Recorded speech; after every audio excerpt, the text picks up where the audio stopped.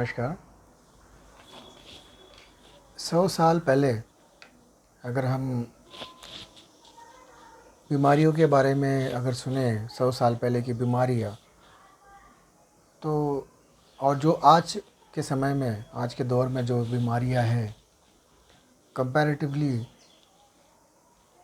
100 साल पहले हार्डली कोई ऐसे बड़े बड़े बीमारियाँ सुनने में आते थे, जैसे कि cancer, swine flu, Ebola, HIV,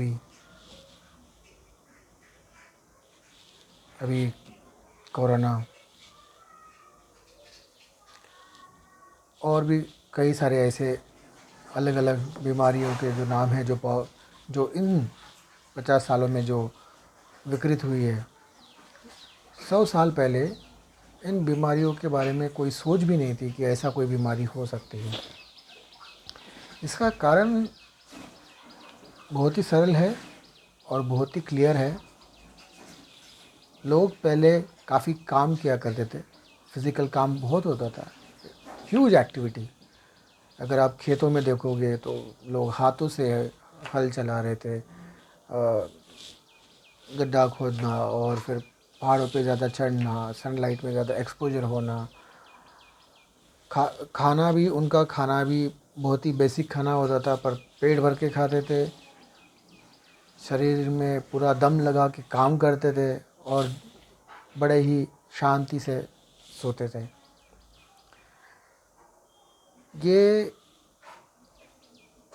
इसे मैं नेचर के साथ ट्यूनिंग कहूँगा। पहले के लोगों का ट्यूनिंग था नेचर के साथ, इसीलिए हमेशा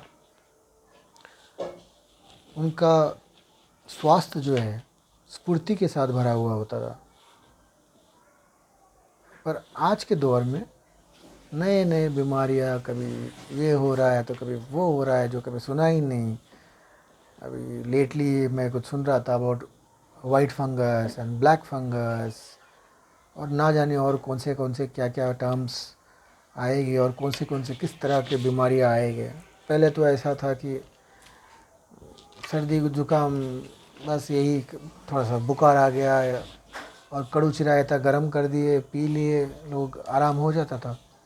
पर आज के दौर में बीमारियाँ ऐसे हैं कि समझ में नहीं आती। तुम्हारे इम्यूनिटी को ख़त्म कर देती है, तुम्हारे WBC वाइट ब्लड सेल्स को जो प्रतिरक्षा के लिए जो काम में आती है उसको कम कर देती है। ऑलमोस्ट मैंने जो भी बीमारियों के नाम लिए आज के दौर के, उनमें इम्यूनिटी को इम्पैक्ट बहुत बड़ा होता है।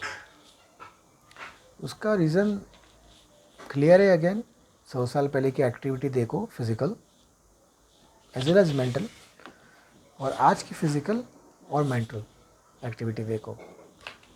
जब फिज़िकल एक्टिविटी हम करते हैं ना, अपना स्वास्थ्य तो अच्छा रहता ही है, पर उसके साथ साथ तुम्हें कोई स्ट्रेस या टेंशन वाला कोई जॉब होता नहीं। तो स्वास्थ्य अच्छा रह के आप बेफिक्र सो जाते हो और कम मात्रा में जो भी आपके पास है उससे आप संतुष्ट होते हो, खुश रहते हो।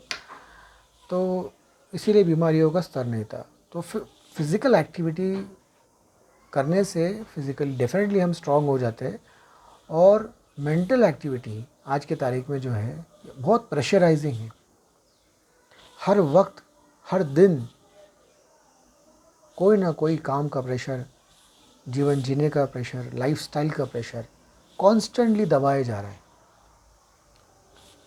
जब मेंटल एक्टिविटी जब होती है और कॉन्स्टेंटली वो प्रेशर दिया जाता है, जहाँ पे तुम्हें स्ट्रेस होता है या टेंशन होता है या प्रेशराइजिंग फील होता है, वो आपके बॉडी के नस नस को डैमेज करता है किसी ना किसी तरह। हर एक नस नस दर्द करती है। फिज़िकल एक्टिविटी ज़्यादा करने से अच्छी नींद आती है, पर मेंटल एक्टिविटी ज़्यादा होने से नींद होने के बावजूद नींद में आदमी जा नहीं पाता। ये कितनी दुर्बल दशा है, ये कितना, लाइक क्या कहूँ मैं, ये बहुत दया दया आती है मुझे ऐसे लोगों पे। जो लाइफस्टाइल को मेंटेन करने के लिए अपने लाइफ को ख़राब कर रहे हैं। लाइफस्टाइल इम्पोर्टेंट नहीं है, life is important.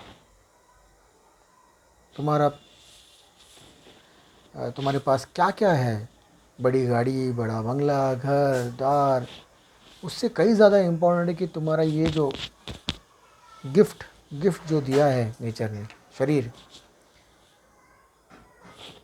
Know that it is a temple, ये मंदिर है।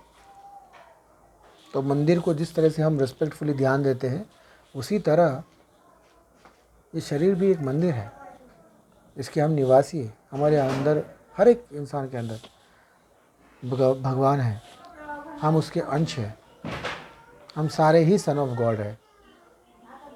तो जिस तरह हम भगवान को या कोई भी रिलीजियस स्थान को या कोई भी एनर्जाइज स्थान को वैल्यू देते हैं, उसी तरह ये बहुत इम्पॉर्टेंट है कि हम इस मंदिर को भी रिस्पेक्ट करें। ग्रांटेड ले लेते हैं, शरीर को खींचते रहते हैं, 8-9 घंटा, 10 घंटा, 12 घंटा, 18 घंटा काम करे जा रहे। किसके लिए कर रहे हो भाई?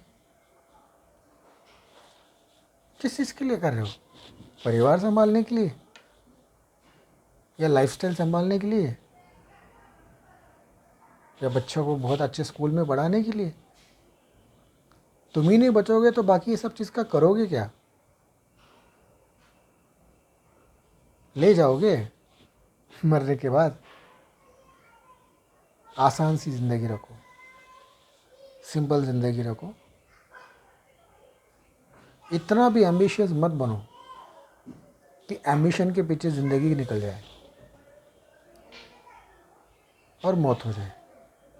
ज़िंदगी भी जियो।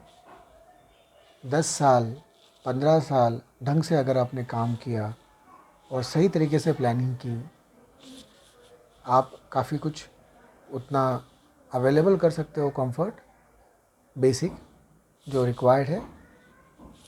उसके बाद आप अपने आप पे समय, ध्यान, इन्हेंसमेंट, ये सब चीज़ों का फोकस कर सकते हो।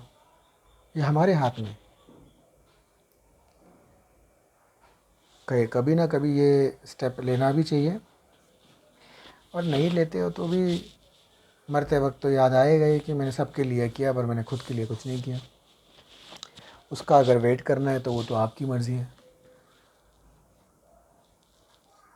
पर क्या वो वर्थ है? क्या वो करना चाहिए? काम भी करो। मैं ये नहीं कह रहा हूँ कि काम ज़रूरी नहीं है, पैसे ज़रूरी है, काम ज़रूरी है, पर लालच ज़रूरी नहीं है। प्रेशर लेना ज़रूरी नहीं है, टेंशन लेना ज़रूरी नहीं है। अगर आपके पास 10 प्रॉब्लम्स ऑलरेडी है हाथ में, टेंशन प्रेशर से वो 10 के 12 हो जाएंगे।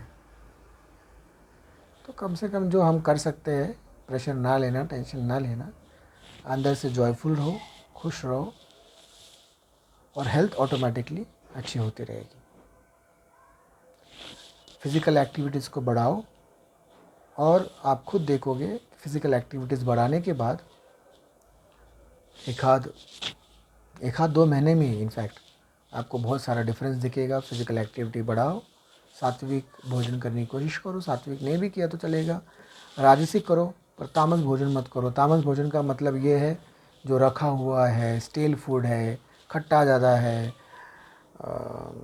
वैसे भोजन को अवॉइड करो। राजसिक भोजन करो, पकाओ अच्छे से और फ्रेश फूड खाओ।